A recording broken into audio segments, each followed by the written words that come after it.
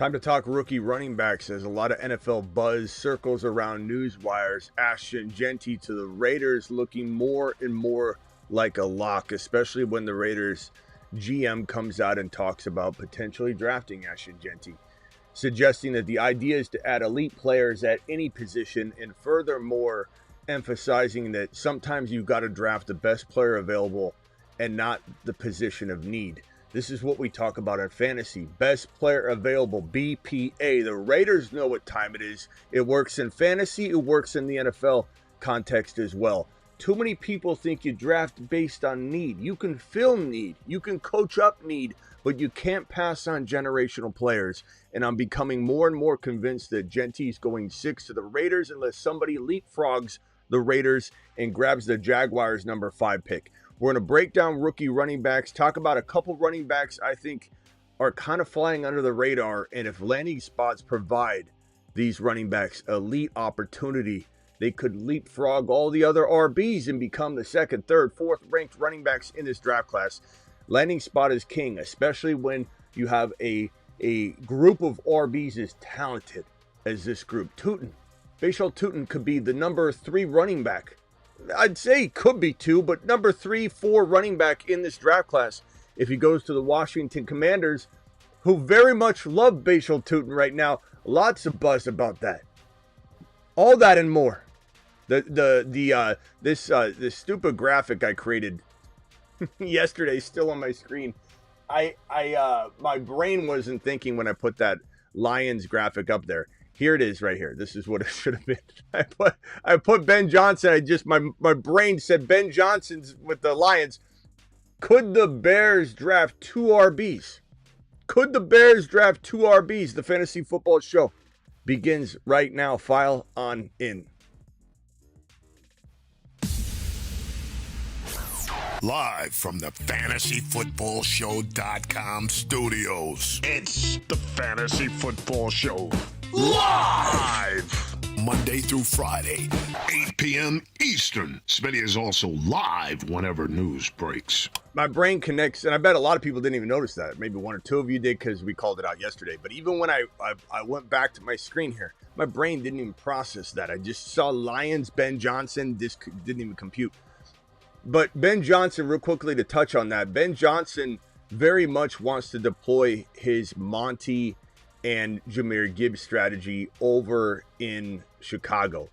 And while he might not be able to find a Jeanty, because Jeanty will be gone, aka a Jahmyr Gibbs, he might be able to get 2 David Montgomery type players.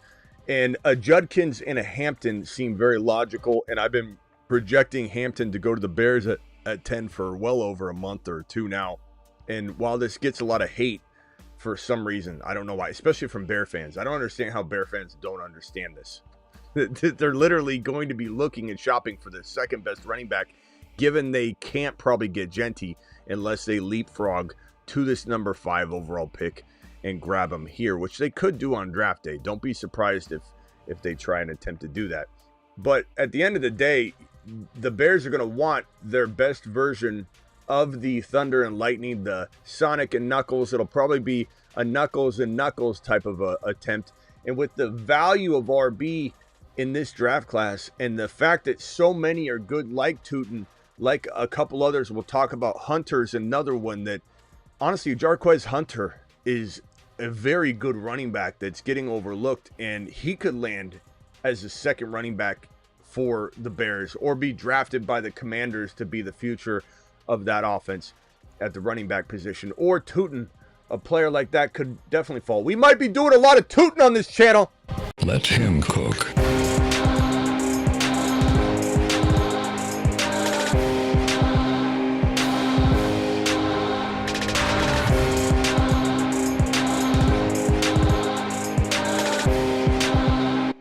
We got glass marker boards around here. We can't be firing off slingshot footballs, but Tuten, we might be doing a lot of Tuten on this channel. Just saying, just saying. No pause needed.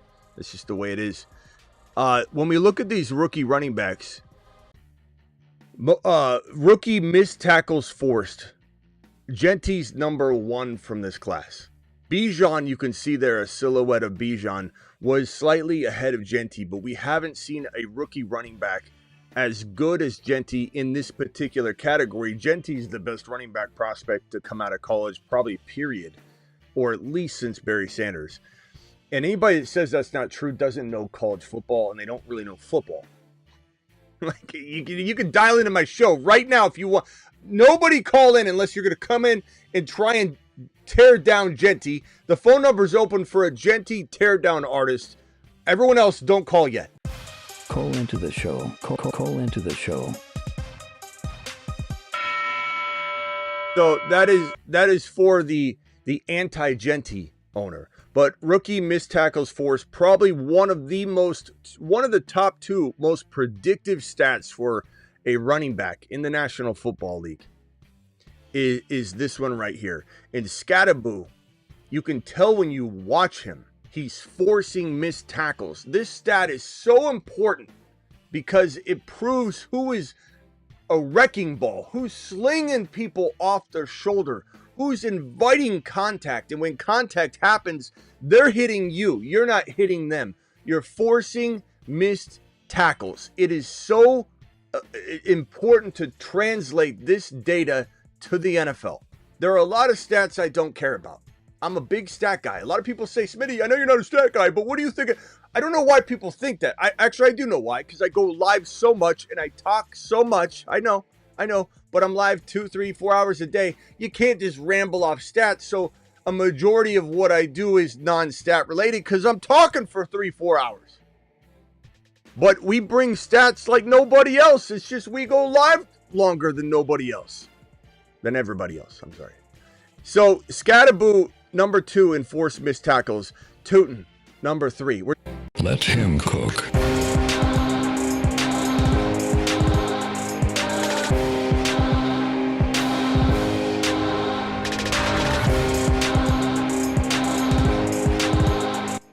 We're going to be tooting a lot on this channel. I'm just telling you. There's going to be a video. No pause needed. There'll be a video of some tooting going on this channel, I promise you. But this man comes in as such a fun prospect. Runs faster than anybody. Comes in with all these amazing stats that back up that he's a good running back. And the Washington Commanders are very interested. And there is a chance, I don't want to hear, Smitty, 3 running backs can't go in the first round. And anybody could go in this 29 overall spot. It could be Henderson, but Henderson, I believe, goes to the Denver Broncos right here at this 20 spot. Now, Gump came in the other day. You guys know Gump, our famous caller. He said 5 RBs are going to go in round 1. I do not think that's going to happen. But there is a world where we might be laughing at Gump's prediction coming closer to being true than thought, because you've got Jeanty going 6. It all depends on Hampton. If Hampton goes 10, there's too big of a gap here. These running backs are too ultra talented. There's no way one running back is not going in all of these picks from 11 down to 32. And like Hampton's going to drive up the 3rd running back's value in draft slot, the 3rd running back is going to drive up the 4th running back's draft slot. So there is a world where if, let's say, Hampton goes 10, Jeanty goes 6, and if you think that can't happen, you don't know ball. You don't know ball, and that's okay. You're here to learn, but you don't know ball. I'm not saying it's a lock. I'm saying if you think it can't happen, understand what I'm saying. If you think it can't happen, my phone line's open. My phone line's open, and you don't know ball. Jeanty goes 6, Hampton goes 10.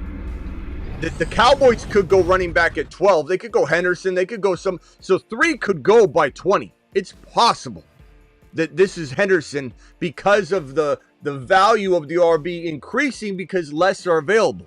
Now, Hampton, I'm sure at some point the Broncos thought they could get Hampton. Everybody thought they could get Hampton at the 20, the 18, the 17. He's climbing like crazy. And if the Bears turn down the option of drafting Hampton, then he falls a little bit because not everybody needs an RB. Dallas could still take Hampton 12, and Henderson could still go 20. So there's a couple of places where this continues to evolve, that running backs are going to go in this first round more than anybody expects. If the 3rd running back goes to Denver at 20, and remember, the Steelers are interested as well. They've been visiting with numerous running backs. The Steelers have been visiting with Henderson. They've been visiting with Judkins. They've got everybody on their mind. But Denver specifically loves Trey Henderson. Why? Because he's the best pass blocking running back, best pass protecting running back in the draft class. Let him cook.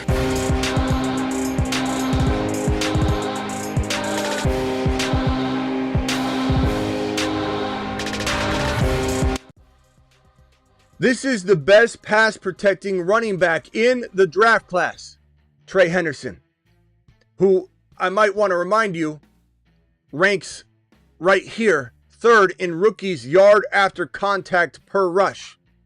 So missed forced tackles means what? You're taking players and you're slinging them off you. They should be tackles. They're not, because you're slingshotting people off you left and right. Amazing stat. But rookie yards after contact per rush is such an important data point. The same thing as forced missed tackles. These are the two most important data points that project running back ability at the next level, or even if they're in the National Football League, how are they going to elevate? Are they going to get better? Are they going to be a better player than anybody else? And being third in yards after contact per rush, and we need to use per rush because he split the backfield. So if you looked at this without a per rush limitation on it, a filter, then you're not getting the full picture. This guy is a full-time running back. When you're the best pass blocking running back in the mother freaking class, you're going to be drafted to be a 3-down back at the National Football League level. Don't think because this man shared carries, he's sharing carries because he's incapable of being an every down back. I hear some uneducated, lazy takes that say, well, he shared carries with Judkins, so he's not an every down back. Oh, ball! You don't know ball, and that's okay. That's why you're here. I got to keep remembering that. I'm sorry. I don't mean to yell at you, whoever's not understanding this. This is an every down back, and he is number 3 in yards after contact per rush. Now, it's important to look at a couple names on here, like Martinez, who's kind of a sleeper. Martinez. The thing about Martinez is he doesn't hold a lot of value in the eyes of the majority of teams out there. So it's not that we don't like Martinez. Very nice sleeper. But will he get drafted to the right spot? I don't know. Let's see here. What is Arthur play? I'm not going to even read Arthur's. I don't want to send Arthur in timeout. It seems like Arthur's trying to rip on something about Henderson. And I don't even want to know. I don't want to know because I don't want to look down on Arthur. Okay, so I'm not going to look. I'm not going to look. Arthur, I'm sorry. I'm not looking. Jeanty, over 1 yard more per rush on this data is absolutely crazy. This is why he's the next Barry Sanders. This is why he's the best prospect to ever come out of college at the running back position outside of maybe Barry Sanders, and you could even argue they're tied. And if you don't think so, dial into my phone line. I dare you.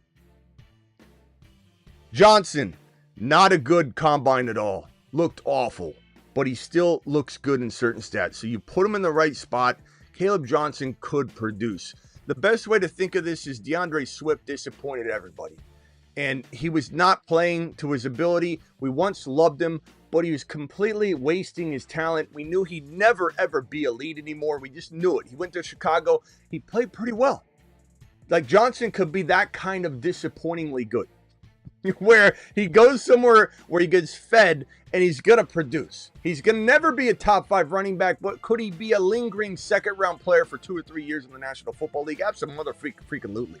Every one of these guys. Look, it's just because Johnson had a horrible combine, and just because Johnson failed at a lot of other things that, in my opinion, are important, doesn't mean he can't go to an amazing spot.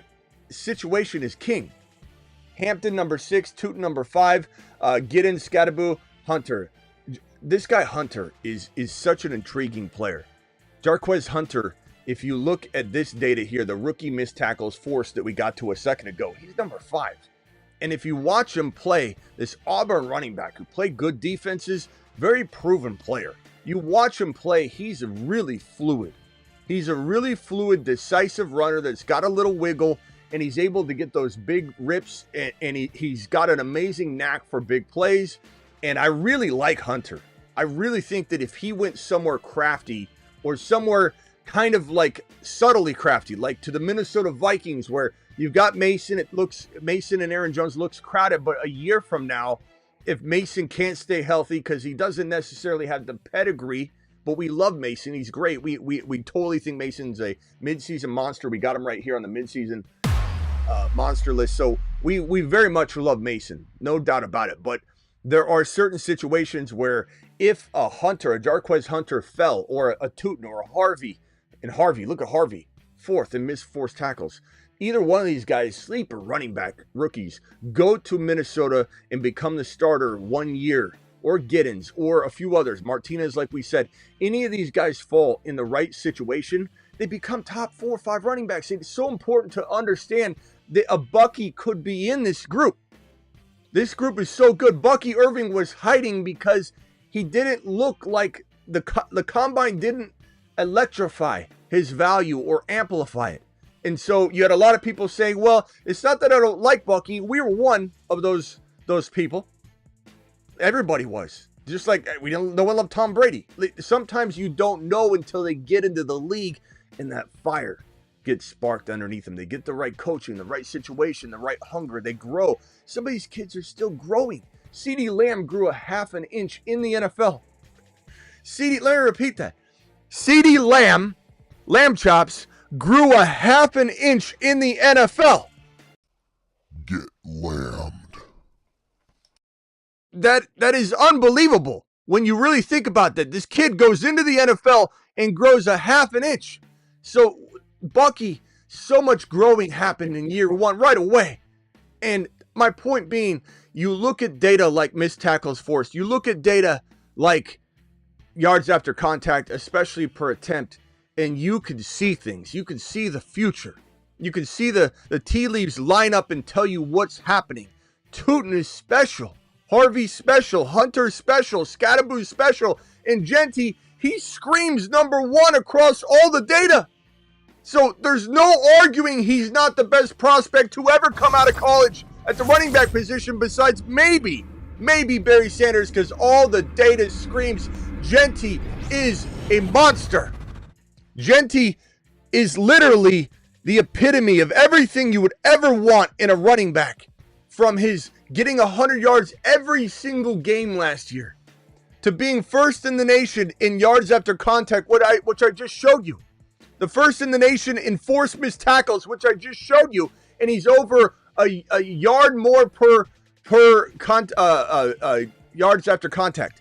49 more than second place in forced missed tackles. This guy had 49 more forced missed tackles than second place. That's unbelievable.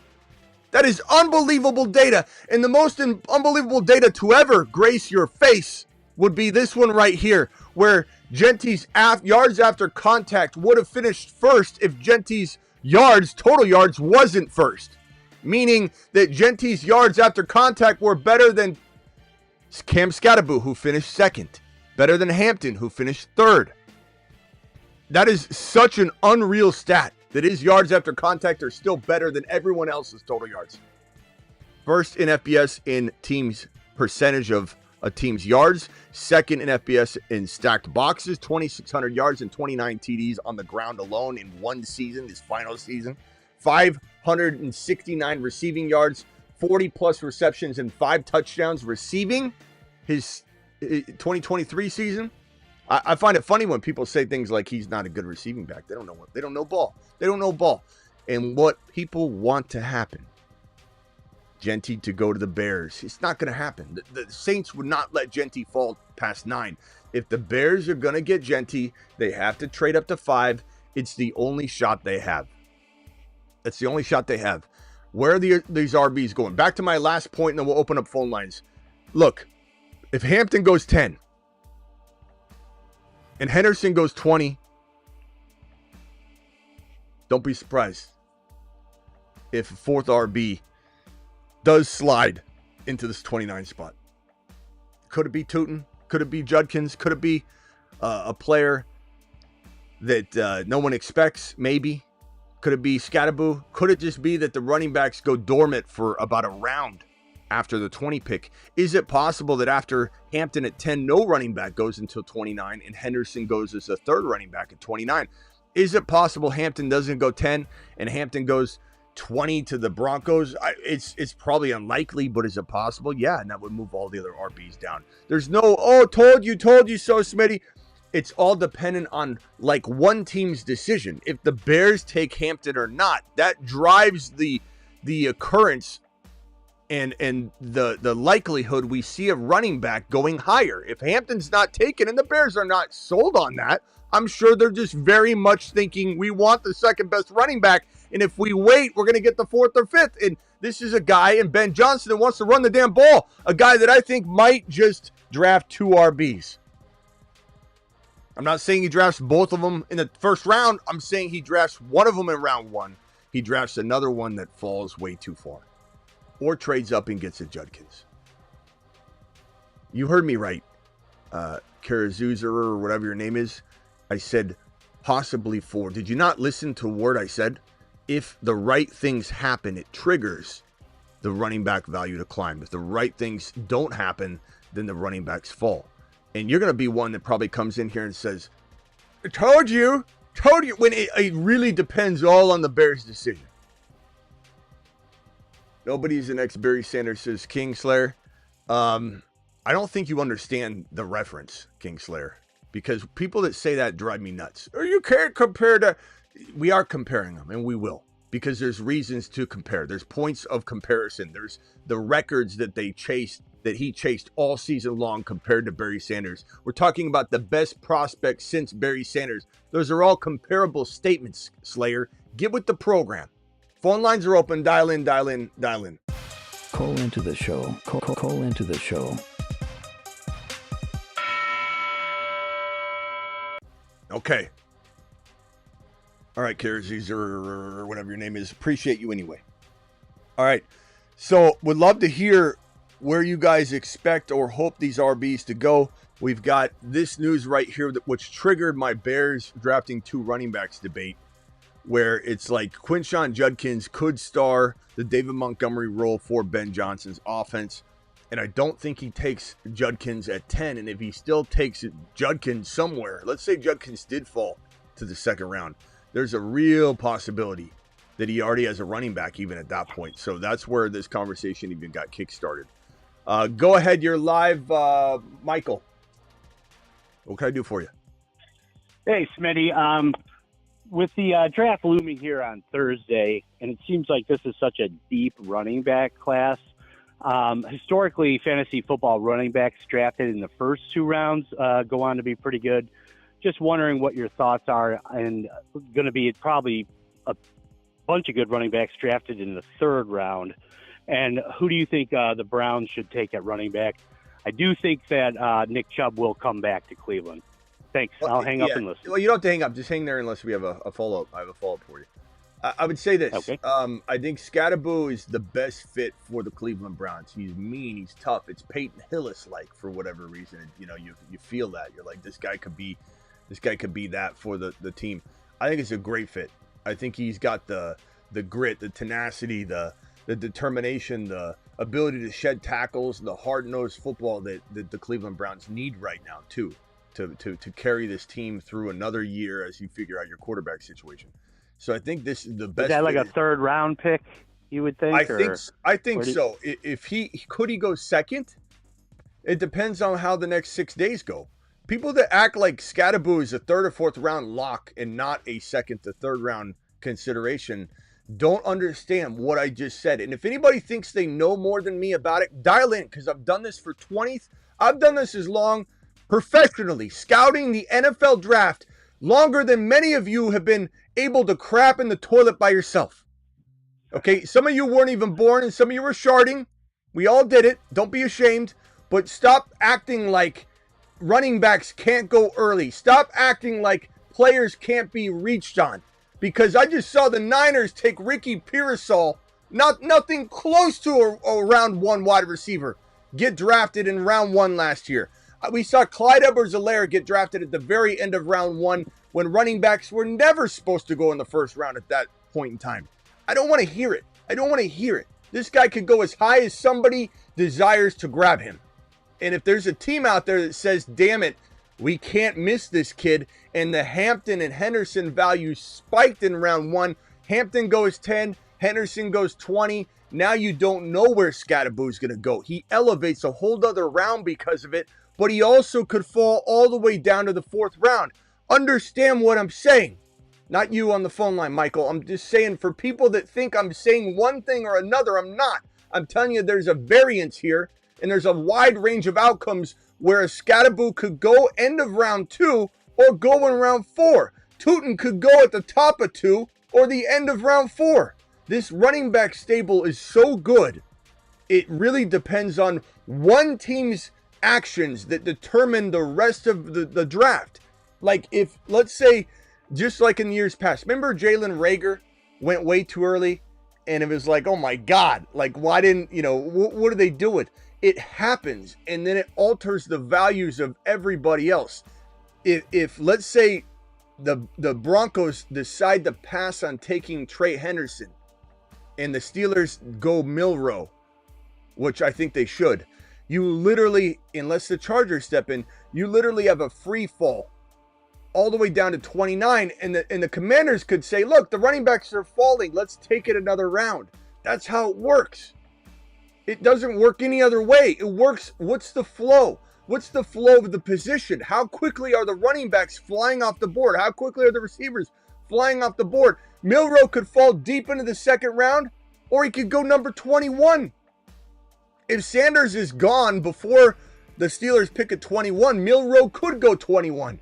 If Sanders falls to the Steelers at 21, they take Sanders. Milroe falls to the 2nd round. It's that simple. The fact that people think that it's predictable beyond measure is beyond me.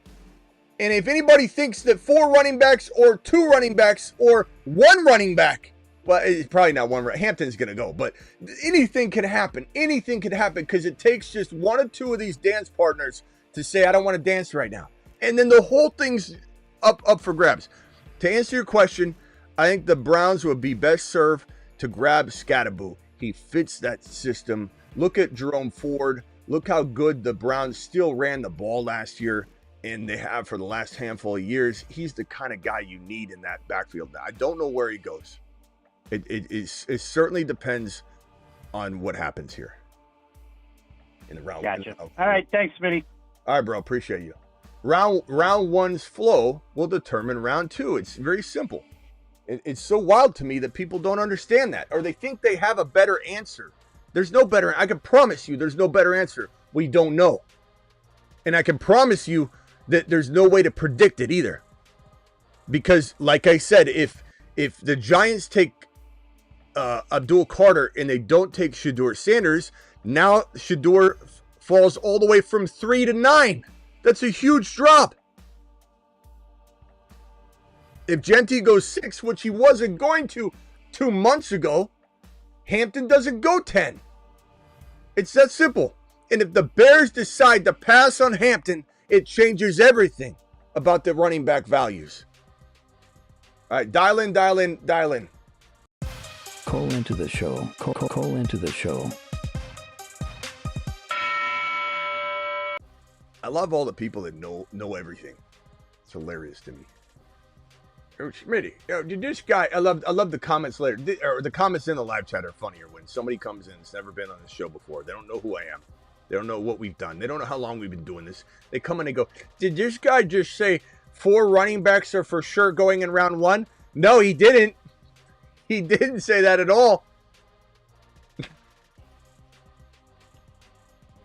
So, this guy Scatabo, I mean, his stats are just insane. 2nd in the missed tackles forced. 9th in yards after contact per rushing attempt. He's a monster. But look who keeps popping up, man. Tuten's still there. Jeanty, of course, but Tuten. And this is a very, very good running back that I just don't know has the momentum. But if it takes the one dancing partner, like he goes to Washington, like who knows where, like 4th, 5th round. I mean, the crazy part is he could go as late as the end of the draft. You just don't know. And these guys, and Jarquez Hunter is a really, really, really good running back that I think who is fifth in missed tackles forced. This guy right here could be a 4th, 5th, or 6th round pick. You know, one of these guys that we're talking about could maybe go undrafted. You're live. Turn down the show in the background, my guy. What can I do for you? You're live. What's your name? And where are you calling from? My name is Joel. I'm calling from Cali. I was just asking about. I have the 2nd pick of my Dynasty draft, and I was wondering if what's his name? Hampton was the right pick. We don't know. I wish I could give you an answer on that, but we don't know. We don't know because we don't know where Trey Henderson's going. If Henderson goes to the Broncos and Hampton goes to the Bears, I want Henderson 10,000 times more than I want Hampton. Doesn't mean I don't love Hampton. The funny part about my statement there is somehow, some way, people think I'm saying something bad about Hampton. But the truth of the matter is, the person that said Smitty just crapped on, why do you hate Hampton? The person that says that doesn't even know that I probably still like Hampton more than they do. It just happens that I love 3 RBs, 4 RBs more than they do. So me loving Henderson more than Hampton doesn't define that you love Hampton more than me. It's wild to me. I'm not yelling at you. I'm just saying. Yeah. So here's the thing, bro. Henderson right now, if I had to choose, I would take Henderson over Hampton. Hampton is a little bit safer. He's a little bit safer. If you don't like risk, if you work in quality control at the local bank, and that's your job, maybe you are going to be a big guy. Trade down from the 2nd pick. Can you turn down the show in the background, bro? I don't know if you heard me the first time, but sorry, there's a lot of reverb.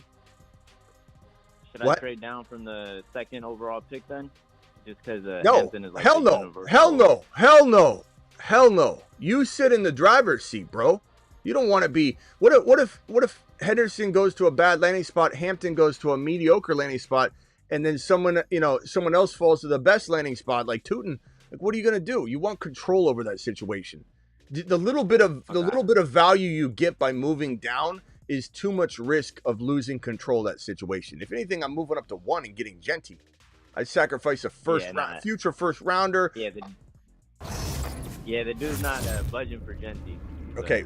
Do not trade out of the 2. You have so much control. And like I always tell people, like the sun rises, I can predict with a certainty that your number 2 overall pick becomes more valuable after draft day. You trade it right now, you're selling low. You know why? Because what did you ask me when you called in?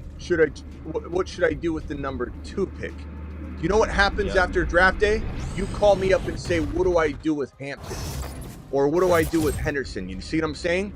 You're eventually going to tie a player to that value, which means that you have certainty and the player's worth more than the pick. All right, bro. Later. Thank you, bud. Yeah. We got 50 gifted memberships from our boy BBQ dropping straight fire. What an absolute monster. $50. Give me $50, Hunter. Get by the brother, Smitty. Give me $50. Oh, yeah.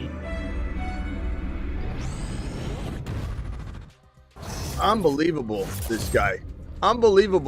Let's tell Kruger what's up. Let's see if we can get Kruger in the building. I don't know why Kruger's not responding. Kruger, where you at?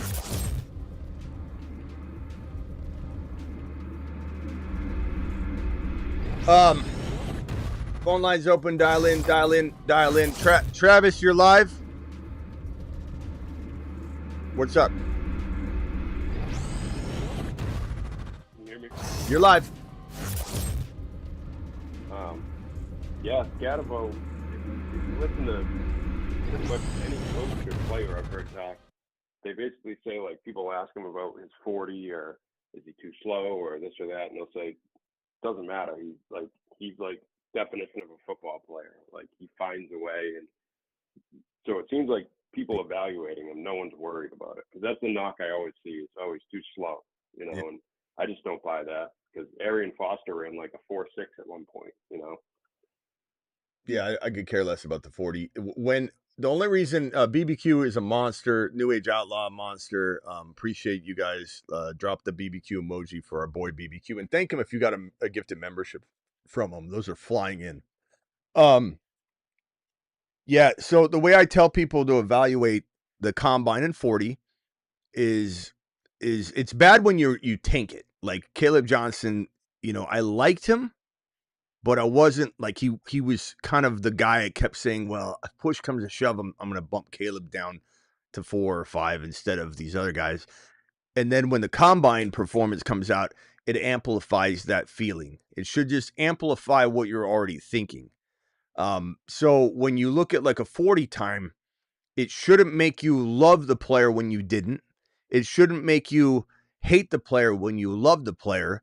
But more than anything, it shouldn't be a negative as much as a reassuring factor that you were right about the player evaluation. So when I look at Tuten and I'm excited about him and he runs a great time and all of his metrics look great, then that 40 time and that combine help make him validated in your mind. And so when Scatabo on the flip side doesn't go out and blow away the 40 or anything like that, or people say he's not going to be fast, that doesn't hamper anything because the film sticks out like a sore thumb. And then he has an amazing vert. There's a lot of other things he did great. The speed doesn't bother me at all. Turn the film on and watch him run and bulldoze through people, and then you tell me that he's not fast enough. Watch him with the game speed break off a run where he gets tracked down, but he gets tracked down after 50 yards. Like, it's one thing to be like, oh, he can get caught in the NFL. Yeah, after he rips off a 40 or 50-yard run and he's fast enough to at least get off the line. And then, yeah, you see some distance. He's actually separating from people at first. He's pretty quick at the jump of his cut. Or after he barrels through somebody, he gets started quicker. And then also you see a DB, gaining speed, and then they tackle him at the 2-yard line or whatever. But then he just punches it right in. Like, what are we talking about here? Scatabo can run, can throw, can catch. He can do everything. And if he goes to the right spot, and I think that it all depends on the draft capital, because if he did fall to the 3rd or 4th round, any team could take him and put him in a cloudy environment. It's just worth it. Just grab him. We don't need him, but we'll take him. But you want him going in the 3rd or 2nd round because the old draft capital, stance that a lot of people overdo. Like, especially when a player is already proven that doesn't matter. Like, Kyron's shattered the draft capital conversation, but yet people, these statisticians that don't even watch football, they just look at Excel sheets. They go, the fact that he had bad draft capital, they're going to move on from him. No, they're not. McVay loves him. Kyron's not going anywhere. In fact, he's going to get an extension probably. So, in the case of Cam Scatabo, if he goes to a team where it's crowded, I'm going to be disappointed. Like the Niners. If the Niners take him in the 2nd or 3rd round, I'm going to be so pissed off because you got a Garendo value I don't want to get kicked in the sack.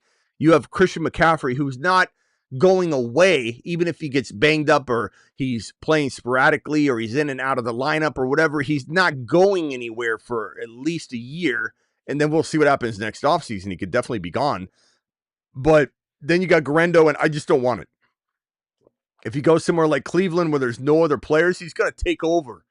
He's going to intimidate everybody in that running back room. You can't hang with Scatabo. He'll barrel right through you.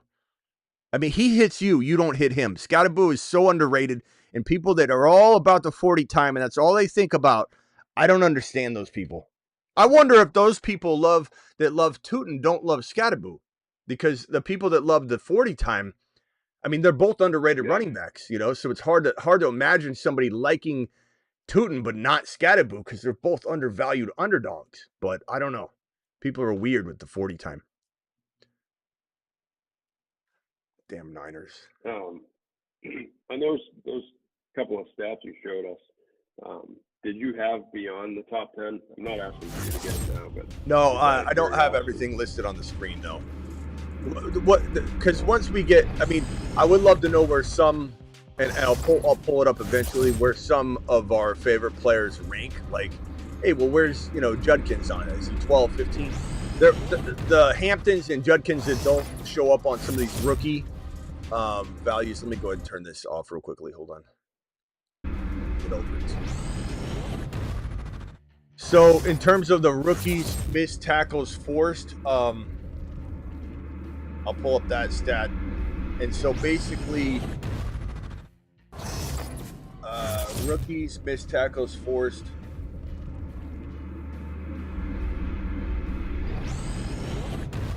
Missed tackles forced per attempt. What running back were you wanting to know about?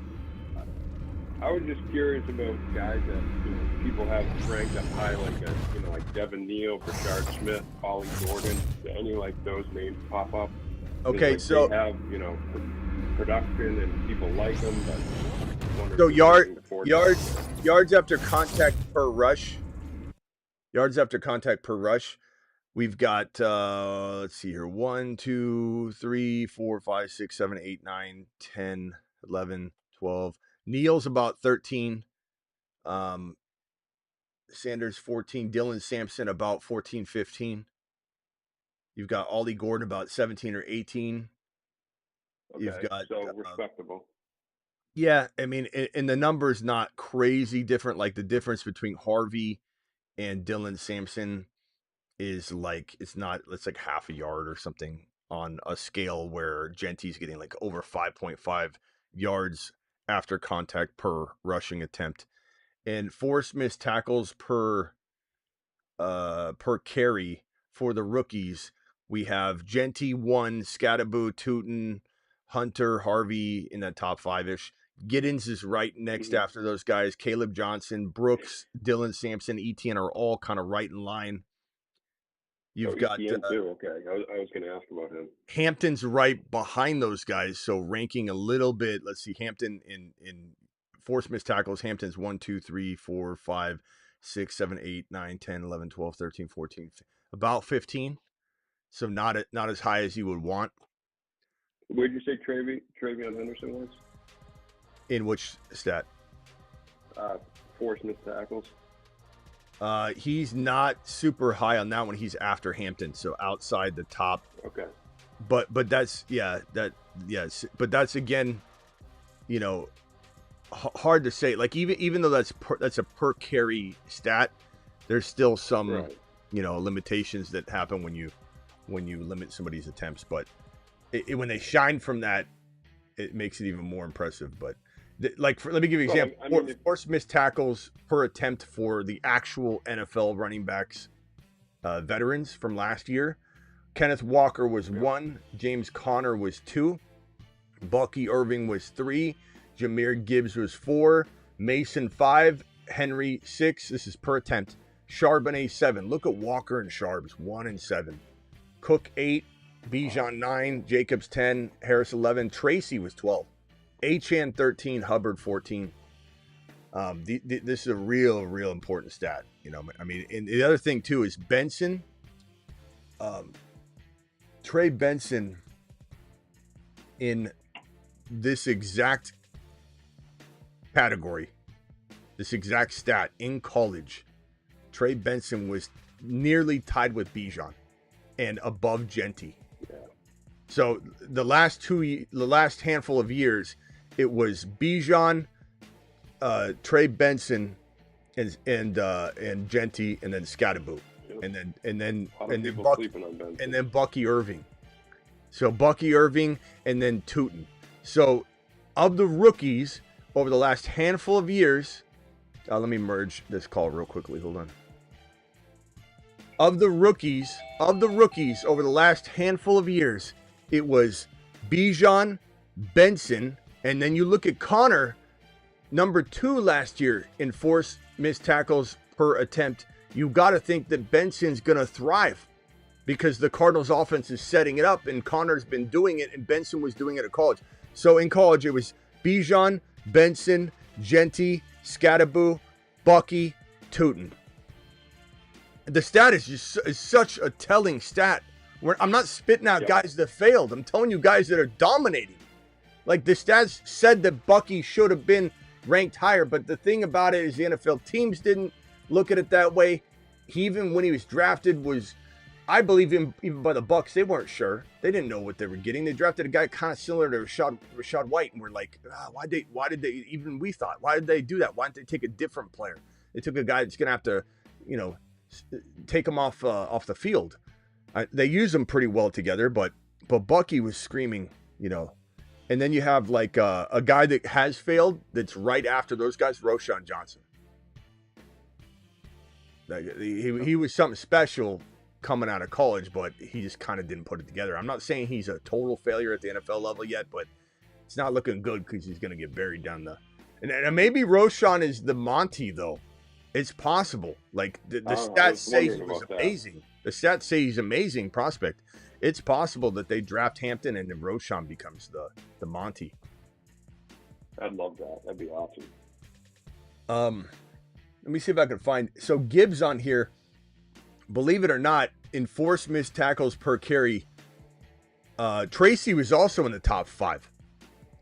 So Jeanty, Bijan, Benson, Tracy, Scatabo, Tuten, Bucky, 7, 8, 9, 10, 11, 12, 13, 14, 15, 16, 17, 19. Gibbs is like the reason I'm even calling this out is because you can't always tell.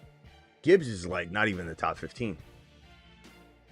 But Gibbs turns out to be the running back in the National Football League, plain and simple. So, these stats don't always tell the story, but the what?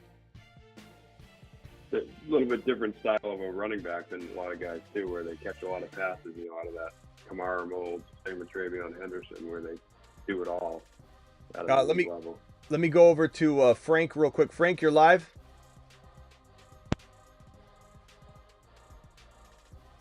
Or 409 caller, whatever your name is, pal.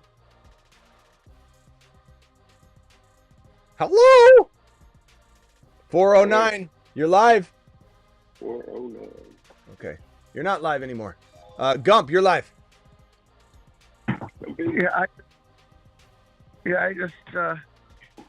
was just wondering how many of these running backs that are drafted this year are going to be starting,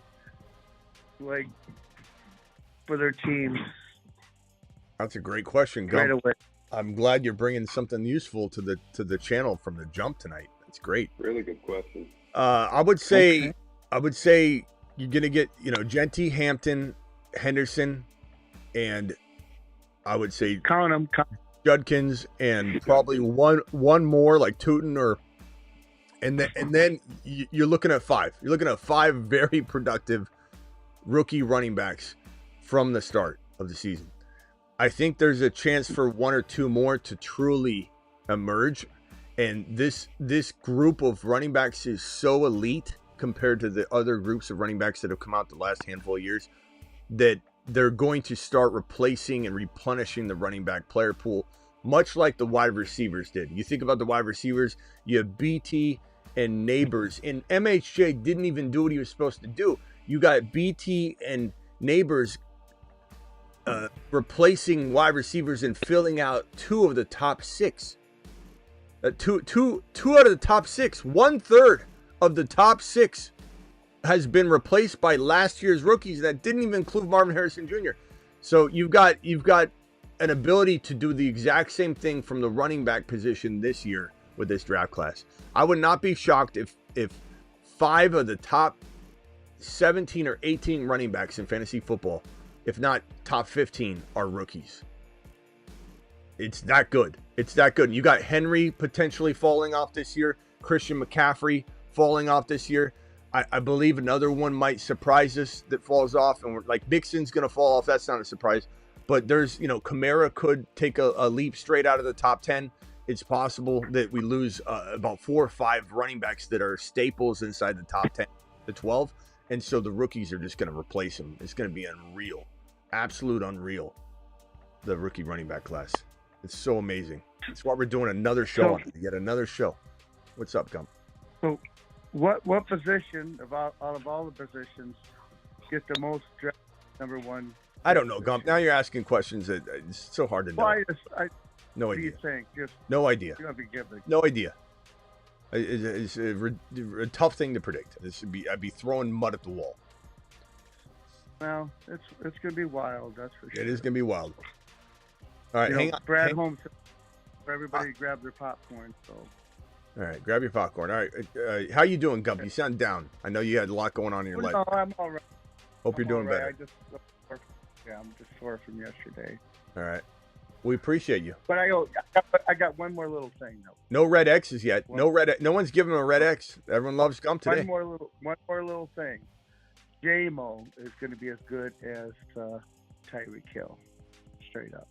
Oh, Tyreek Hill might not even be the same guy, so that doesn't mean anything. No, I mean J-Mo's going way up. Okay, give me a prediction that's going to get you kicked off the line.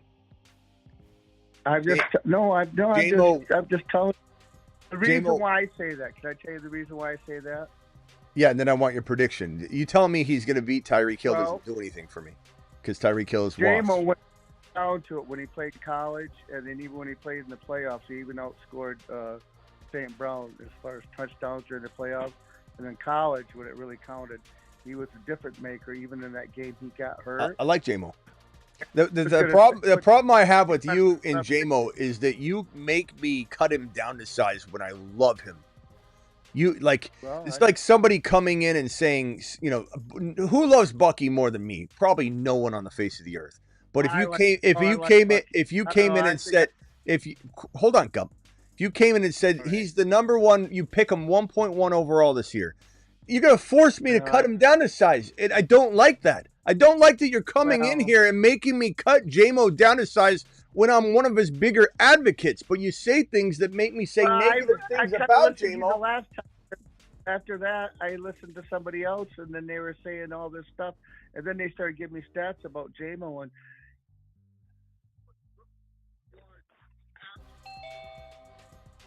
you know what I mean? That's all I got to say. It's just a feeling. Right.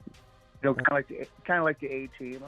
It's got that feeling. You know what I mean? Like face, or I'm probably crazy Murdoch with that plane. BBQ is comparing you to his wife, and saying that Smitty is so right. My wife forces me to hate stuff that I like, and that's what you do to me when you call in and I had to do a show that was all negative on J-Mo, and I love J-Mo. Because I had a few people saying that he deserves to be in the third round or the top of round 4. And it's like, that's not where he should be going. It's not where you win a league. Just like you want to draft Fields in round 5.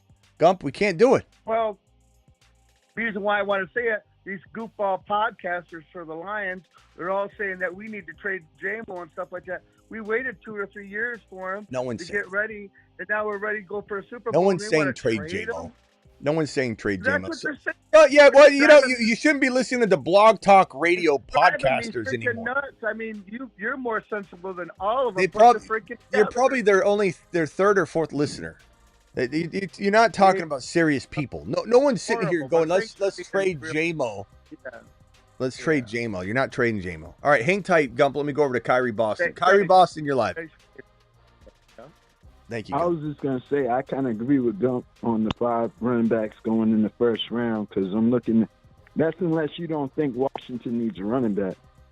If you don't think Washington needs a running back, I think Cowboys are going to take their running back. I think 4 – so Cowboys taking a running back, Denver's taking a running back. I think the world could be shocked by 3 or 4. And I'm not saying 4 lightly. I'm saying that it depends on how high – Hampton goes. If Hampton goes 10, there's no way we're going from 11 through 32 without another one. And if another one goes early like Dallas or by 20, the Denver Broncos, it puts the Washington Commanders in a vulnerable spot to wait another round. So I think 4 are possible. It's a very low probability, but it's possible based on Hampton and then based on how high that third running back goes. I think there's, I don't want to say 0 shot at 5, but it's near 0. It's a really low percentage. It's very, very low. You'd have to have all of these teams that need running backs at once decide they're gonna buck the trend. And again, it all comes down to how early the first go. But I think it's probably gonna be guaranteed. Hampton's going probably before 15. So guaranteed 2. I think a very high likelihood of 3, even if the average person's like running back, they're still sitting on their grandfather's, feelings. Get out of your grandfather's feelings and start realizing this is not your grandpa or your dad's NFL anymore, especially the NFL draft. A third running back is probably going in the bottom of round 1, but it's more likely that 3 go than 4 go, and it's more likely that only 2 get drafted than 5 get drafted. I kind of disagree. I know you disagree, but I'm just telling you that 5 is a tall order. It's not I think it's more likely that 4 teams are going to take a running back. I know you think that, but it's impossible. It's not an impossibility, but the odds are extremely low. Like if someone said, Smitty, your life is on the line. You have to get within 1 in either direction. How many running backs get taken? I say 3. Then my life is safe. My life. I mark my words. My life is safe. If I could be wrong in either direction by 1, the only answer is 3. Your life is on the line. You know Hampton's going in round 2, so I could be off and only 2 go, and I live. If 3 go, I live. If Henderson goes, if 4 go, I live. So 2, 3, or 4, and I live. The answer is 3. That's the best way to ask a question in life. So if I could be wrong by 1, what am I picking? It's 3. 3. You gotta say me and Gump was right at 5 though. Okay, what are you gonna do if you're wrong? Just nothing? When you make a crazy statement like that 5 are gonna go? I'm not saying 4. I'm not saying in a crazy situation 4 can't go. I don't think it's crazy though. I see 5 teams that need a running back in the first round, but doesn't mean they take him. It doesn't mean they take. Hey, hold on. You got to listen. You got to listen to something because you're confused on a lot of things. And sometimes you call in and you say, Smitty, I thought you liked, Trey Henderson better than Hampton, and you're looking at my mock draft, and I'm like, Kyrie, I'm not picking these. I'm trying to predict these. If it was up to me, Henderson would go freaking number 12 to the Dallas Cowboys, but he's not. So understand that there's a difference between what we feel. We feel that 5 running backs should go because they're that damn good. We believe that, but you're mixing things up, bro. There's not 5 running backs that have grade 1 values. You can fudge it a little bit, right? But you do not have 5 RBs that have round 1 value. So that means 2 teams are going to reach on running backs. The only running back that barely has first round value, the third one, is Henderson. Quinshon Judkins doesn't have first round value. The only two running backs that are guaranteed first rounders are Hampton and Jeanty, and the only one that's flirting with first round value grade by some teams is Henderson. So you're telling me that 2 other teams are going to reach around to get a running back just because you've identified that they need one? There's a lot of teams that need a quarterback, my guy. Are they going to all draft quarterbacks? Yeah, they could take him in the second round. Yeah. Right. Hold on one second. Let me merge Rock out into the phone call. I'm not saying you're crazy, Kyrie, but it's a minute chance, bro. It's got to be the weirdest thing we've ever seen for 5 to go. But if your life is on the line, you pick 3. It won't be weird. It'd just be new. I mean, Barkley did tear it up last year, so running back might go hard. What does Barkley have to do with anything, Kyrie? Nothing to do with it, though. Kyrie, what's Barkley have to do with this? That's a generational guy.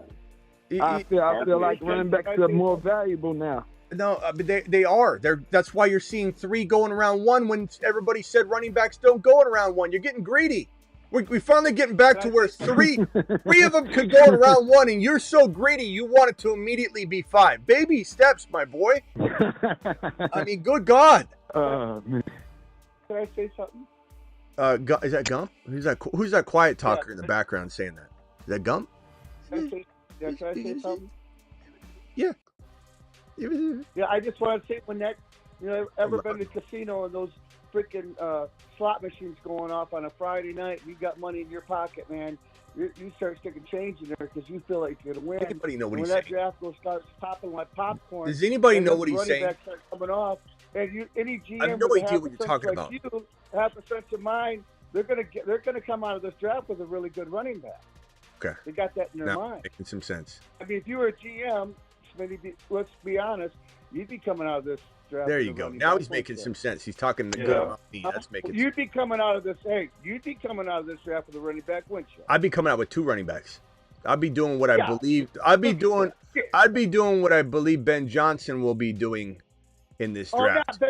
Taking 2 RBs. What's he? Is Gump crying?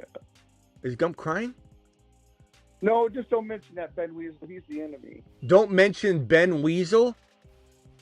He's the enemy. Why is he the enemy? Because he left? Literally, the reason your team is even good. They're worse because it's Chicago. The reason your team's even good is because of Ben Johnson. You're calling him a weasel? Well, hey, Gump, if I go to ESPN, which I'm not gonna, but if they offer me $10 million, I'm gone. Deuces. They're not going to, so don't worry. Yep. Am I a weasel? Really? What am I supposed to, like Ron Navy, when Pat McAfee took his $40 million from ESPN and everybody called him a sellout and all that, you guys are out of your minds that believe that. Every single one of you would take $40 million to do any other job. You got to be kidding me. Not to mention I could come back and do this after my contract was over. I could live on 5. I'm good with that. It's just wild to me how much hate he got because he said, we'll never sell out. I'll never sell out. But if I'm getting paid $48 million, guess what? I'll go on a temporary vacation for my contract of 3 or 4 years, come back, and then the channel will be completely free. No ads, nothing. I wouldn't need it. We'd just be rolling. Money and everything. Anyway. They take football too personal, man. Who, me? No, I'm saying Gump. You're taking it too personal. The dude needed a job. You got a starting coach job. My favorite sports athlete was Johnny McEnroe. I like to talk smack too, just like Johnny Mac. Enough of remember when. Okay, let me go back to Travis real quick. Travis, what are you thinking RB wise that we haven't talked about? Oh, just quick, like the other thing you have to understand is the way teams evaluate players, and these teams, unfortunately, don't all look at running back like we do, like you said. And they're going to say, okay, we have this need at quarterback, we have this need on the line, and they're going to prioritize that, especially because they're going to say, okay, we could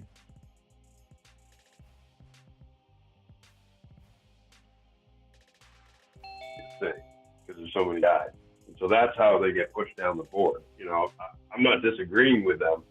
Like you said, that 5 could or should be taken for what these teams need, but it's just not the way they evaluate. Yeah, if it were up to me, 5 would go in round 1 because I view them that way. But like when Kyrie Boston calls in and says, and I'm sorry to call you out again, Kyrie, on this, but he calls in, he goes, Smitty, I thought you liked Henderson better than Hampton.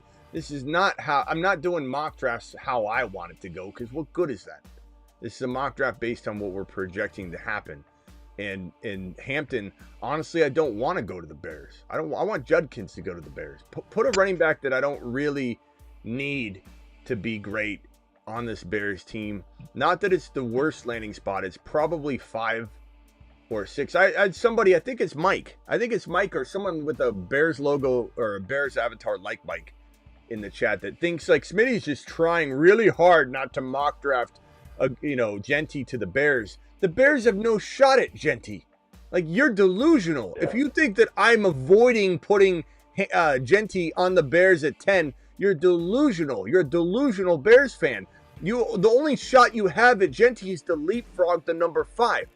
So I'm logical. I'm unbiased. I don't want Hampton on the Bears at 10. I don't, but I'm predicting it because I'm unbiased. But this is how we're predicting it to go. I haven't gone. Maybe I should mock draft the rest of it out, but who knows what happens. If Jeanty fell to the Niners, they'd take him. If Jeanty fell to the Cowboys at 12, they'd take him. If Jeanty fell to the 10 spot, the Bears would take him. If Jeanty fell to the 9 spot, the Saints would take him. Hell, if Jeanty fell to the Jets would take him. I think they would.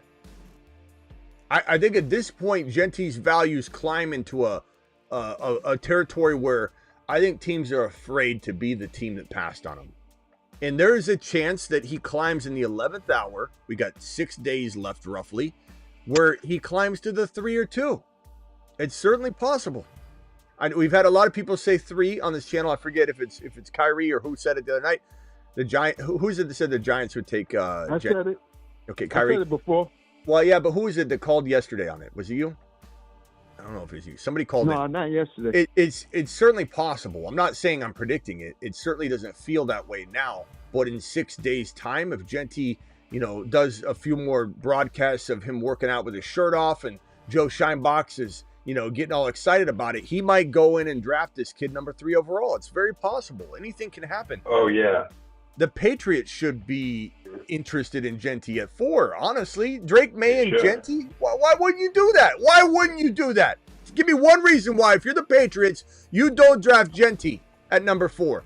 I'll tell you why. Because they don't seem to be doing anything different than normal. What, Travis? I wish they would, because, you know me, I've been beating a dead horse about whatever you do, you need to make moves to develop May this year, way more than you did last year. And Jeanty does that. A really good running game. I know people say, well, you need a line, but a good running game will help the line as well. And getting a complete back like that helps May a ton. Yeah, Jeanty's the only pick for if I'm drafting, just to give Kyrie Boston a sense of what I would do, because that's what he tends to like to want to hear. I'd take Jeanty at 1. I'd take Jeanty at 2. Every team that's drafting here should be drafting Jeanty. The Titans should take Jeanty, not Ward. The Titans could take Milroe. Grab Jeanty and Milroe. You're a better team than drafting Ward and no Jeanty. You're the Cleveland Browns. Grab Jeanty and Milroe. You're the New York Giants. Grab Jeanty and then grab who else you want in the second round. Whatever, doesn't matter. Patriots, same thing. You just paid Diggs. If you believe in Diggs, then go Jeanty. Jaguars, who cares about it? I love Bigsby. I love Bigsby at Etihad. I do. But who cares? You draft Jeanty. And 6, they're going to take him. And that's what the report is today. That's talking about the GM of the Raiders saying the idea is to add elite players at any position. And he went further by saying, with Pete Carroll right next to him, he went further by saying you don't draft based on position when there's a talent out there that is the best player available. And they're speaking about other freaking Ashton Jeanty.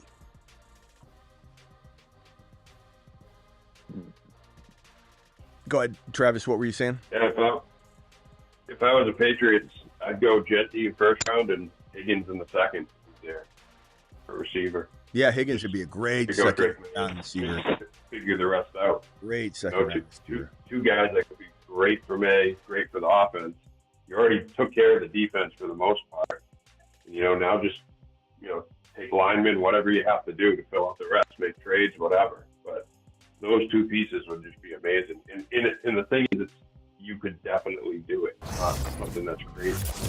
Yeah. Let me get to these super chats real quick, guys. Hold on one second. Hernandez, BBQ, thank you guys for the super chats. Let me get to these real quickly. And then we'll answer the rest of them. Let me see here. Hold on. I'm sorry for the wait. Matt, are you still here? D-Town, are you still here? BBQ, I know you're here. And Hernandez, if you're still here, please let me know. I'm sorry for the wait. I'll handle these from now on as soon as they come in. My bad. Just traded the 1.2 and the 1.5 plus Corum for the 1.1 and the 2.7. Jeanty will be paired with Gibbs and Bijan, 2.7 looking at Scatabo or Harvey. So you traded the 1.2, the 1.5, and Corum for Jeanty. I don't like that, bro. I mother freaking absolutely love that. You've just been Smitty approved. Easiest move I've been asked all week. Give me Jeanty. I don't care about the 5. Let me put this in perspective. I'd trade the 2, the 5, the 6, the 7, and the 8 for the number 1. And you think that's crazy? I don't care. I really don't care. Thank you, Hernandez. Is everybody still here that dropped the super chat? BBQ is. With the running back depth in the draft, teams aren't going to reach in the first round for a running back. They're drafting elite players. Second and third round players are getting drafted there. That's why I'm saying if the player has a clear second round grade. That's why I say that, we could see one running back slip into the bottom of to the 29 pick to the Washington Commanders that has a second round grade. But there are 3 running backs that have first-round grades, one of which Henderson barely does, and the other two absolutely are. They have nowhere near second-round, territory. So that's why I say 3. If you could be off by 1 in either direction, your life was on the line. It's my opinion. It's just my opinion. I could be wrong. Don't do this. This is just me. I pick 3 because if I'm wrong, I know 2 are going, and 3 is a great guess. And I certainly am covering myself on the other side of 3 because I don't think 5 can go. The only way 4 go is if the third one, who's barely a first-round grade, Henderson, goes to the 20 pick or the 21 to the Steelers, and then you get the Commanders to slip in, or a team like the Cleveland Browns to trade up or whatever because they love a guy. But the answer is 2, maybe 3, and very unlikely 4, but guaranteed 2. Our running backs are going to round 1. Thank you, BBQ. Appreciate you. $10 holler. $10 hollers get a Mars shot. To Mars. BBQ dropping another super chat right here. Matt is still in the building. Matt says, is Hernandez here? Hernandez, where you at? Damn, that Scatabo 44-7 time looks rough. It isn't though. Like I know it looks rough. He's faster than that. I think if he could do it over. Sometimes it's about the start. Sometimes these guys aren't good at starting. They get nervous. They run differently. They're almost better off not being down in a 3-point stance. Because they have to be. And so they're just bad at it. It's, some of it is just the start. They're really bad starts. You put him on the field, it's different. He's faster than that. But all you got to do is turn the film on. And that's just a reason why the 40 time should only be an accent, an accoutrement to your analysis, and not something that guides you in a negative direction if everything else was positive walking into it. He's so fast, bro, on the field, because you watch him bulldoze through somebody, pick up his steam, and nobody's catching him for 30 or 40 yards, and that's all you need. But I understand that you see it and you worry that other teams might be worried about it, but I don't think they are. Everything you hear is everybody's like, this guy's the bulldozer. Smitty grinding in the offseason, getting you prepared to ace your drafts, but more importantly, drafting talent for your bench spots before others run to the waiver wire. Mad respect. BBQ, I can't wait for you to see this season. I can't wait for you to see what's in store for this season. We've got so much in store. By the way, we have this is going to be, this is going to be where we do potentially lineup advice at the poker table, and we start putting hands down on here. Let me change this to week 1 as an example, but this is going to be something that's going to be pretty damn popular on this channel. This will be the weekly start bench potential questions and advice here on the channel. So get ready to have your hand dealt to you. Maybe even look to the Patreon. So people that are members of the Patreon, I can answer your questions and go through your advice, your weekly lineup advice. I think I got all the super chats out of the way except for Kevin. So BBQ, thank you for your 2. Matt, thank you for yours. D-Town, his super chat. Did I get to D-Town's? I don't think. D-Town, are you still here? Where's my boy D-Town at? Let me see. Let me see if I can get D-Town. Let me merge this call. Hey, caller, hang tight for me, caller. I'll be with you in 1 second. My guy, what's up? Hang tight for me. I'll be with you in 1 second. Bro. You good? All right. Jeanty, 14. Yes, sir. I got you. Jeanty, 14 games, 374 carries, 2601, 7 yards a carry, 29 touchdowns. Sanders, 12 games, 373 carries, 2850, 7.6 yards per carry, 42 touchdowns. Jeanty gets Barry his coffee. D-Town, no. Nice try. Look, Barry was amazing, okay? But they're in the same wheelhouse, okay? Jeanty is a phenomenal player that was trying to catch him. Very well could have. Some of it is about offense. There's so much you could compare in terms of the game being better at the college level. It's not even a way to even comprehend the difference between the two. But Barry Sanders, yeah, when he got to the NFL, there'll be nobody like Barry Sanders. Nobody's saying Jeanty's going to be better than Barry Sanders, that he'll be a better physical specimen than Barry Sanders. But as a prospect, he is absolutely right there with him. Doesn't matter what you want to be the case in terms of how you're trying to argue this. I'm telling you, that he's the best prospect since Barry Sanders and arguably equal in terms of prospecting a player, in terms of the measurables, the contact balance. They're different players. They don't even run the same. So I don't know how you can really compare them.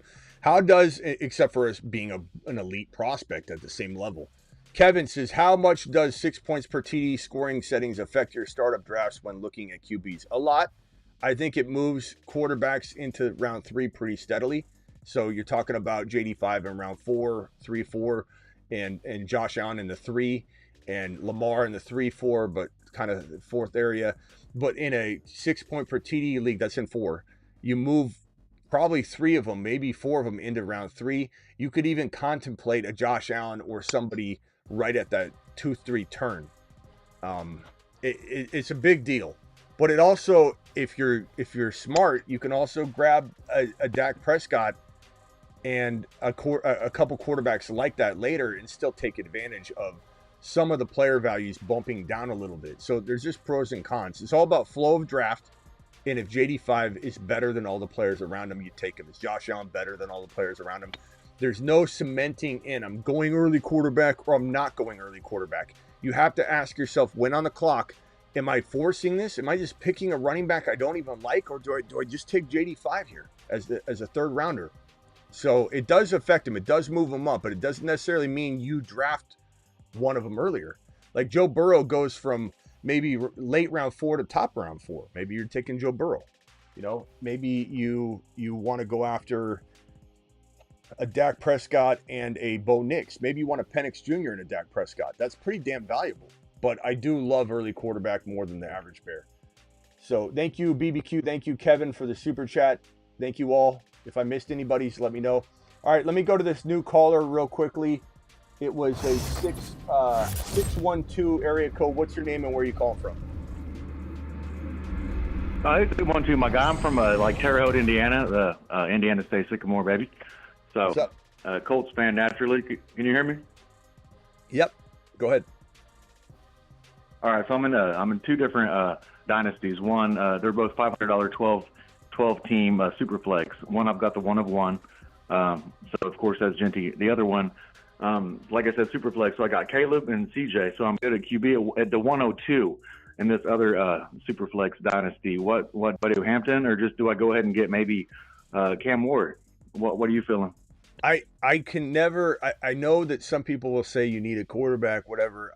I just feel like you got to go best player available, even in a super flex draft. And it so happens that the top 5, 6, 7 quarterbacks in let's say a startup, and I know that you're not in a startup, but I'm just giving you an example and a reference point. If you're in a startup, second year. You're in a startup. Yes, sir. If you're in a startup super flex draft, the top 5 quarterbacks, top 6 quarterbacks are the best players available, always. But when you already drafted, you've already got your team. You're in year 2, you're in year 3. I'm not just going to the rookie draft in the same way and going, well, he's a quarterback. The reason those top 5, 6 quarterbacks are the best picks available, best player available at 1.1 in a startup superflex, the 1.2 in a startup superflex. The reason I'm taking Josh Allen and then JD5 or JD5 then Josh Allen is because they dominate.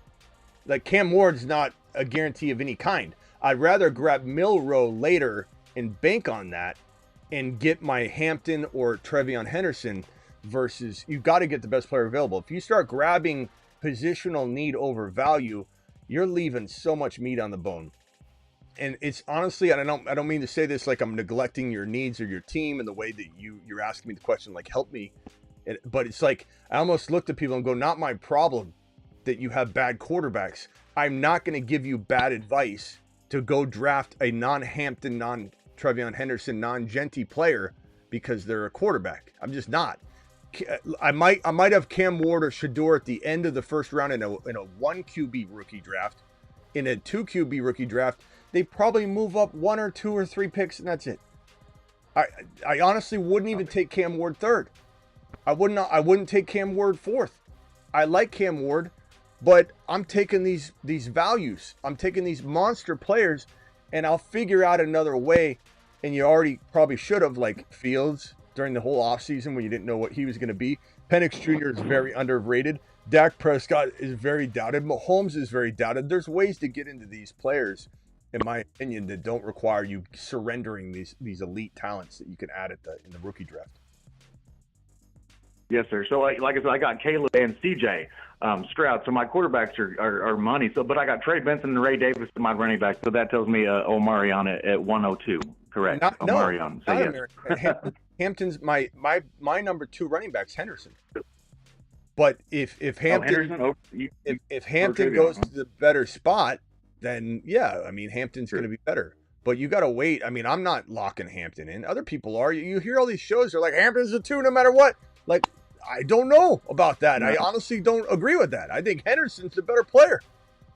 I think Henderson is more electric, goes to Denver, or he goes to the Washington Commanders, and Hampton's in Cleveland.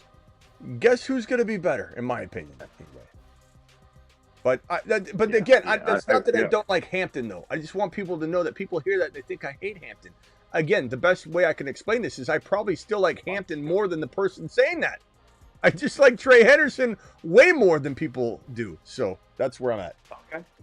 I'll go with you on that. I trust your judgment, man. I thank you for your time, okay, my guy. Wait for the landing spots. Don't trust my judgment yet. Wait for the landing spots, and then we'll talk about it after. You can bet I'm going to have a rookie breakdown on every one of the running backs as soon as the draft's over. So we'll be breaking it down to tons. Yeah, so you'll know where I stand after the draft. Keep grinding. Have a good 420, my guy. All right, later, bro. All right, let me go over to. Let's see who else is on Kyrie Boston. Thank you, appreciate you. Let's go, Kyrie Boston. Final thoughts. I want to talk about the quarterback situation in San Fran. I think that they should take either Aaron Rodgers or Cousins or someone old for now, just to fill in the year. Maybe trade Purdy. Or let Purdy compete for his job or something. Not going to happen. Or you think they might take a rookie, though? In the first round? No. Quarterback? Nope. Look, they love no Brock chance. Purdy. Nope. None. This thing hasn't fallen apart enough. If this thing was a mess right now, which the Niners usually make it in July. And loves Mac Jones, too. But Purdy's going to mess their money up. They need to rebuild. Kyrie, it doesn't matter what we think. They're doing this. They're paying him $45 to $50 million per year, and they're locking down that deal right now. They're just far apart on the deal. Well, I hope they do, because I don't like San Fran. I hope they do this. Yeah, we'll be live on draft night. I know it's bad for the team, though. Huh? No, Cap said, are we going to be live on draft night? I said, what do I look like, an a-hole? Of course we'll be live. We'll be live through the entire first round. Then I'm going to be dropping videos like crazy on Friday and Saturday and Sunday. I don't know. I'll be live at some point in between all that, and I'll be live at 8 p.m. on Friday. But yeah, we'll be smashing the hell out of update videos Friday, Saturday, Sunday, and I'll be live all Thursday during the draft. Yeah, Purdy's gonna look right now. The Niners and Purdy are really close. There's no way this just all of a sudden balloons out to something like he's getting traded. It's not gonna happen. It's not going to happen. It's not at that point. If the timing were different, maybe, like if this is becoming a problem and it had been, but the Niners are also smart about it because they're trying to drag their feet so that Purdy's not making a stink. Like they're making offers, they're communicating, and then the draft's going to come and go, and then Purdy's got no leverage whatsoever. What team's going to trade for Purdy after the NFL draft? Maybe one team? Like you limit the options, you limit everything. These teams are going to draft based on the need. And that's the number one rule for a team to screw a player's leverage that wants out is to go through the draft. Once the draft's over, the leverage is gone. No team wants to trade their player, meaning the Niners, Brock Purdy, for a future draft pick helps them zero. They want a now pick. And so if you were Brock, you don't think? He's not. No, I just said I don't think. There's zero chance Purdy's moving. There's no chance he's getting traded. There's none. Even if Pittsburgh throws him something nice? Kyrie, I'm about to hang up on you, bro. The answer is no. They're not trading Brock Purdy. They love the man. They love the man. Like number one, you gotta understand something about Shanahan. he told Tom Brady no. Tom Brady came to Shanahan and begged him before he went to Tampa Bay to win a Super Bowl. He went to Shanahan and said, let me be the quarterback for your team. And he said no. You know why? Because Tom Brady thinks for himself. And he didn't want him to undermine. He wanted to control him. So he said no. And he said to him, the guy we have is just a little bit lesser, but pretty close at this point in Tom Brady's career. Tom Brady practically spat on him and left, and he told that story time and time again and went and won a Super Bowl. Shanahan's a moron. He's a moron. When it comes to personnel, he's an imbecile.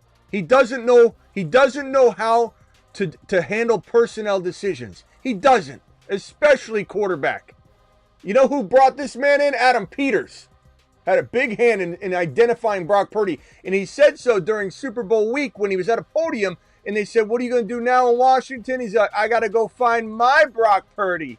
And he went out and found JD5. So him saying that indicates how much, pull he had in that decision. But Shanahan doesn't know what he's doing. And so Shanahan, back to my point, the reason why he's not going for another quarterback is he wants control. And Jimmy Garoppolo did what he wanted, when he wanted, how he wanted. That's why Jimmy stayed so long.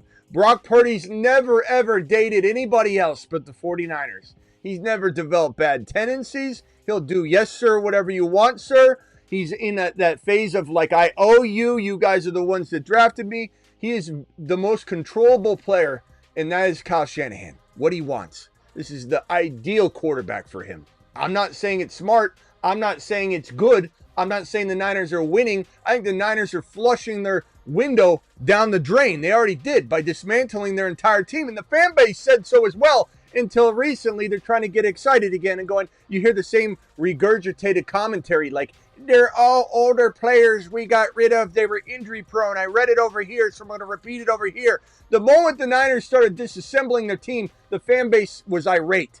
As a whole, 80-90% of them were going to the comment section everywhere going, this is crap. Oh my God, what are the Niners doing? I'm dead right here. What are we doing? And now everybody's saying the same thing. They were all older players. We got rid of guys that were not next man up.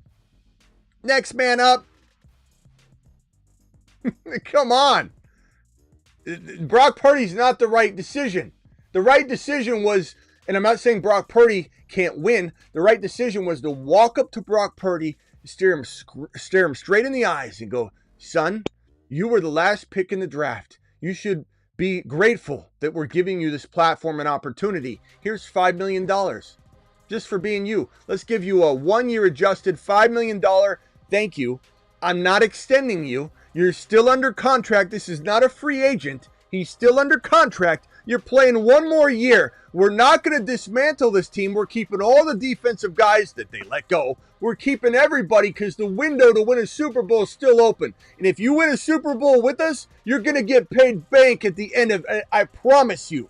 We will pay you. If you win us a Super Bowl or anything close and you play amazing, we will pay you over $50 million per year, probably $60 million per year next year. The Niners will, in a sense, screw themselves by waiting, but you can't win the Super Bowl unless you do this. Instead, what they do? Let's pay him $45-50 million with no players or support. Real good idea, Kyle.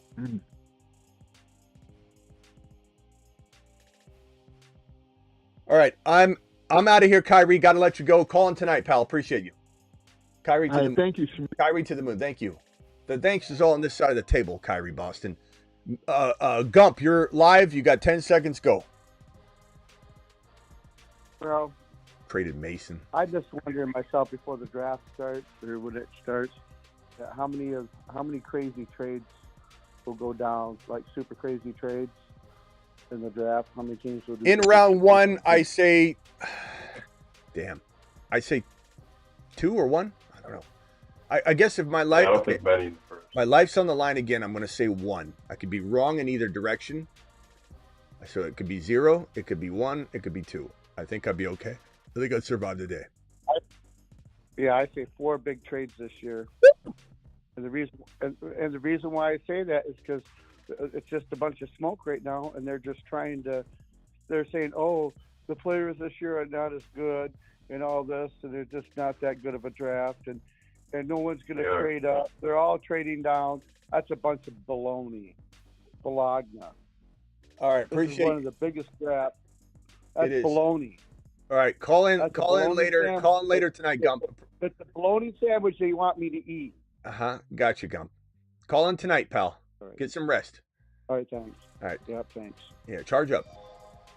D-Town, you know I love you, D-Town. D-Town, I answered your question earlier. Hope you saw that. You know I love you, D-Town. This is not I'm not trying to go at you or anything, too hard on this, but a lot of people say that Jordan Mason is just okay, wasn't good. Look, Jordan Mason was phenomenal last year. He was a league winner, D-Town, and just saying Mason was okay indicates to me, and I could be wrong, D-Town, but it indicates to me you missed out on the Jordan Mason affair last year, because this guy was, per attempt, number 5 in the National Football League in that forced missed tackles category we keep talking about. He was unreal. He wasn't okay. He was unreal. I will say this, though. There's some limitations for this guy, given that we just don't know if they're going to throw to him a lot. He bought a jugs machine, I believe, last year to work on his receiving, so there's clearly a problem. Like, it's not like, they just didn't use him. I think there is something holding him back. So it's hard to love him. It's easy to really like him, and that's why he's a monster for a reason, because there's so much potential in Minnesota with Aaron Jones getting injured. And maybe he does learn to catch the ball better. There's certainly that possibility. But to say Mason's okay, he was great last year. That was a player that the Niners should not have traded away, in my opinion. They could have kept him. They should have just brought him in. Wasn't going to kill the bank. They put a tender on him or whatever. I think they should have kept him. But anyway, appreciate you anyway, D-Town. And Aaron with a super chat here says, why are some of the most wild draft picks, what are some of the most wild draft picks teams shocking everyone? Game Chargers drafts that you remember. Or changers? Game changers, I'm sorry. My thing's blurry. Hold on. Let me read it from over here, because it freezes on my screen and I can't even see it. So you're saying, what are some of the most wild draft picks, teams shocking everyone, game changers, drafts you remember? Okay.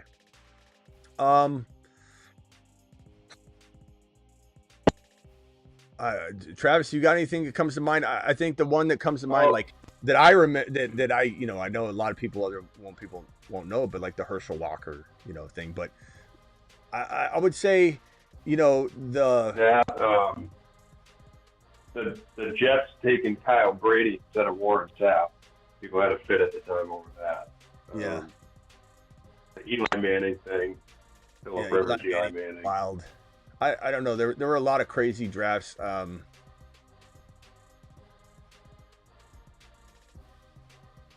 trying to think of some of the most shocking things that, like, a player falling that shouldn't have fallen. It's a cool topic. I'd have to look it up to find more, though. I don't remember. The Ricky Williams trade is definitely one of them. Yeah, good one. Oh, Reggie Bush. Yeah, that was another one. Yeah. He was going to Houston. Yeah, Eli Manning one was crazy because he refused to play. That'd probably be the one that I put up there the most. Yeah. I think Calvin Johnson and Adrian Peterson in the first round, like, that was one of the coolest, drafts, I'd say. I don't know. Yeah, was that Jamarcus Russell when he was number 1? Was that same year? I think that was the year Jamarcus was 1. But, that was the Raiders. Probably one of the biggest shooting blanks drafts was the Mac Jones, Trey Lance, that QB class. Yeah, Zach Wilson, and Trevor Lawrence was the only one surviving. That was the biggest, shooting blanks quarterback. And they looked good. Zach Wilson was a good prospect. It was not like we're laughing at it, like, in retrospect from the scouting perspective. It's a harsh reminder that you get into the pros and things can change. And Johnny Manziel, being one of the best college football players to ever play college football and not translating, is more reason why the quarterback position specifically Trey Lance. You can miss on these even though the prospecting was good. It was solid. And then Tom Brady, Kurt Warner, and these, Brock Purdy, it's tough. It's not always going to translate, and you can't like take a big L on it. If you think, oh, I missed this one. It's like, yeah, how do all four of those quarterbacks miss? I mean, Trevor Lawrence is still looking to redeem himself, but Zach Wilson, Mac Jones, and Trey, all were absolute flops. I think they went to the wrong spot. Like, I think they all ended up in bad landing spots. Yeah. Like if you flipped the teams around, I think it might have worked out better for some of those guys. Real quickly, rock out. Go ahead, my boy. Rock out. Yeah. How about all the people that didn't take Jefferson and Lamb and let them fall? Yeah, that was wild. Oh, the Eagles. Yeah, the Eagles took what's his name over Jefferson. Rager. I can't remember his name now. Rager. Yeah. I think right. Yeah, the Vikings' reaction in the draft room was hilarious. They're like, "Oh my God, JJ's still there." The Eagles took Rager. They're like, "He took Rager? They took Rager. We'll take JJ." But JJ was the 5th, 6th, 7th overall selection in the draft. Sometimes 4. He was not the number 1 pick. He was not the number 2 pick. He was not even the number 1 ranked receiver in his rookie draft class from a fantasy football perspective. So taken in rookie fantasy drafts at 4, 5, 6, which is BTJ was taken at 4, 5, 6, 7. It happens. And no one's missing anything. Again, things change at the NFL level sometimes. It's not like you could blame the whole populace of fantasy football. The ADPs are pretty accurate to what the majority are feeling, and it's understandable. We try and find those outliers the best we can, and we do a damn good job. But you're not always going to get it, and you're not always going to predict things to go right when they go wrong. It happens. Rager, that was the worst. We all knew that was bad though. That wide receiver draft was the one where Henry Ruggs was the first wide receiver taken. Yeah. All right, rock out. Anything else?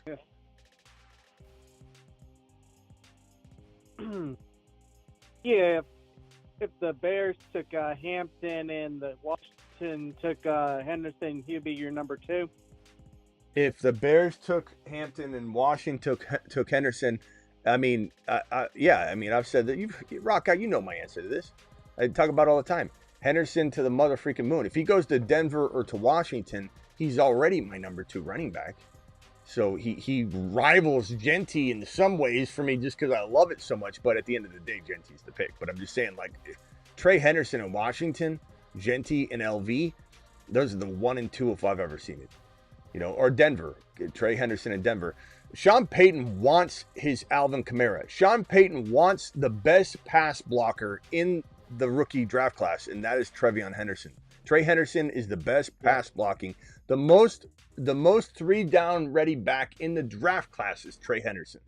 And I think that him going 20 is a very likely outcome because of how much Trey Henderson would mean to Sean Payton. And he finally would get his every down back. And he would use him we wouldn't be afraid. We're kind of afraid of Sean Payton because we watch him rotate through all of his running backs in such a bad way. But it's because he doesn't have a good one. How would you rank Tuten if Washington waited? It depends on the other landing spots, but top 5 running back for sure of the rookies, and a top 15 to 20 potential overall running back for the future. 100%. Love Tuten. We'll be Tuten a lot on this channel. No matter what, he probably goes somewhere exciting. So we'll be Tuten a lot on here. All right, rock out. Call him tonight, my boy. Appreciate you. All right. Cool. All right, Travis, final thoughts. I think you already said them, but. No, I'm good. I'll close tonight. See you tonight. Later. All right, guys, I'm out of here. Appreciate all my super chats. Thank you to BBQ with the double. Thank you, Aaron, for the $5 hauler. Kevin, appreciate you. D-Town, appreciate you. Matt, appreciate you. Hernandez, is Hernandez here? Did Hernandez ever see the comment? Hernandez, appreciate you dropping the comment. Again, your question was, just in case you jump back in here, I love this trade. I would do it. I would give up even more to get that 1.1. So great job with the trade. See you all later. Don't forget to get on over to the Patreon. Link in description. Link is being dropped right now. This is basically, if you love the live chat community that we have, this is basically everybody taking our live chat group right now, and we go over to the Patreon, and it's 365, 24/7 live chatting. So $10 a month, cancel anytime. Try it out. Try it out. $10 and try it out. And if you like it, you stay. And if you don't, you can turn it on and off or whatever. But $10 a month allows you a live chat environment to ask trade questions. I'm in there. I try and live in there as much as I can, especially during the season. But that link is right here. I dropped it right there in the live chat. And don't forget to get on over to thefantasyfootballshow.com, which is my year-round rankings, bold predictions, trade calculator. Truly 365 days a year rankings and trade calculators and bold predictions and all that stuff at thefantasyfootballshow.com. Here is that link. That link is also in the description of the video, and make sure you get on over to Underdog, promo code Smitty. Use the link that's in the description or the link I'm going to drop right now. Here's the link, and we'll probably draft tonight. Appreciate you all. Hit that link. Draft, take advantage of all these player values that we're constantly talking about. Live when big news breaks, we go live. Additionally, live Monday through Friday, just as we are for this show, 8 p.m. Eastern. And also live most midnights Eastern. Kruger, tell the people bye. Gooses, stay loose, stay liquid, and smash that like button. And when we're drafting QBs, what are we doing late in the draft if we decide not to draft an early QB? We're double fisting QBs, grabbing 2 late-round quarterbacks to play matchups and maximize upside. Also known as, and keep this in mind if you could, when you say double fisting QBs, it's also double fisting. Got it. Double fisting QBs coming right up. Double. See you all tonight.